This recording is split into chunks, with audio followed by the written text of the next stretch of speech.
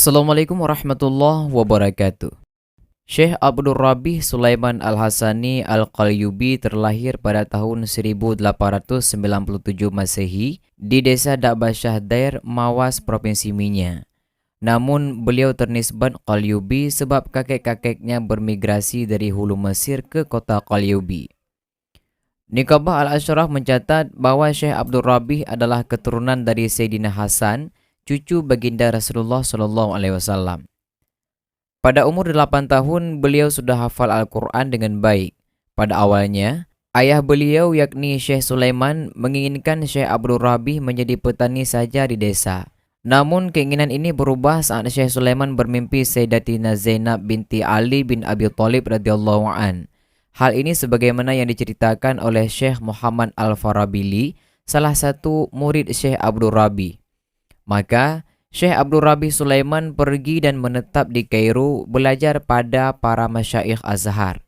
Di antara guru beliau adalah Syekh Al-Samaluti, Syekh Yusuf Al-Dajwi, Syekh Hasan Al-Tawil, Syekh Muhammad Bakhid Al-Muti, Syekh Al-Shanqiti, Syekh Ahmad Rafi'i Al-Tantawi. Dari beliau ini, beliau mendapatkan ijazah Jami' Al-Usul yang kemudian beliau syarahi. Kemudian Syekh Abdul Rahman Alisi dan Syekh Abdul Fadil Al-Jizawi. Syekh Abdul Rabih Sulaiman mendapatkan ijazah setaraf doktor di Azhar pada tahun 1927 Masehi. Beliau juga mendapatkan beberapa ijazah qiraat dan khat. Beliau mempunyai beberapa karya yang masyhur ditalaah dan dikaji oleh akademisi hingga saat ini. Di antara karya beliau adalah yang pertama adalah Al-Maqul wa Al-Manqul Syarah Jami' Al-Usul li Ahadith Ar-Rasul. Yang kedua, Faid Al-Wahhab fi Bayan Al-Haq. Diriwayatkan bahwa beliau menyusun kitab ini berdasar mimpi baginda Nabi Muhammad SAW.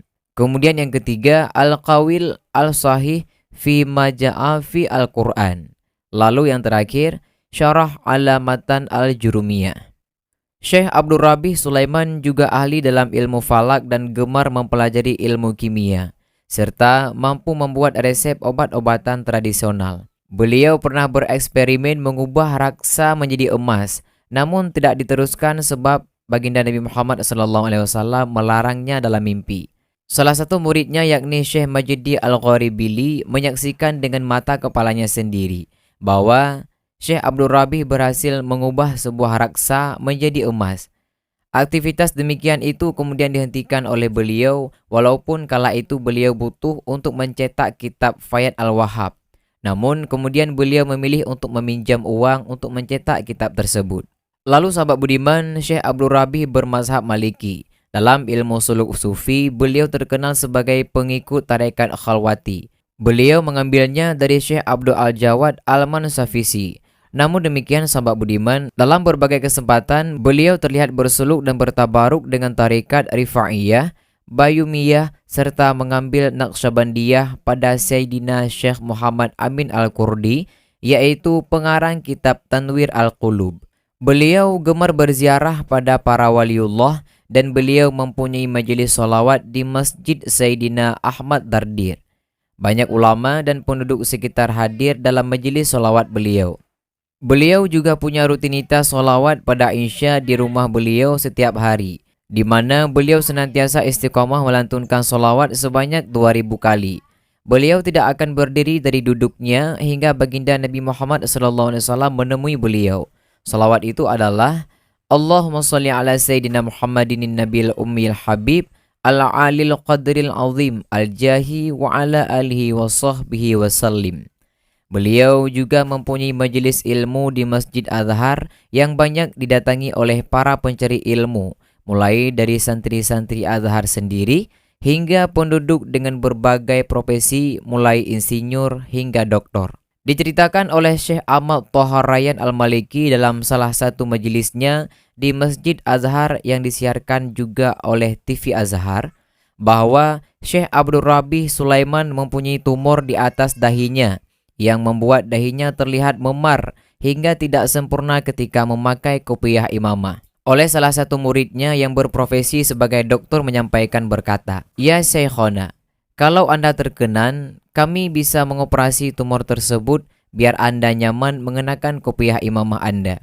Baik, saya akan beristikharah dulu, jawab Syekh Abdul Rabi sebagaimana cerita Ahmad Toha Rayyan.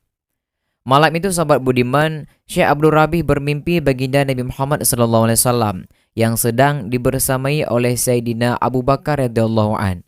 Di hadapan baginda Nabi Muhammad SAW, Syekh mengutarakan bahwa beliau ini ada semacam tumor dan perlu operasi menurut dokter tersebut. Maka baginda Nabi Muhammad SAW membasahi jari-jari mulia beliau dengan ludahnya dan mengusapkan jari-jari tangan kanan beliau ke dahi Syekh Abdul Rabi yang ada tumornya itu. Seketika saat bangun sahabat budiman, tumor itu hilang dan di majelis subuhnya beliau sudah terlihat oleh para muridnya telah mengenakan kopiah imamah dengan sempurna dan nyaman. Wallahu a'lam bishawab. Hmm.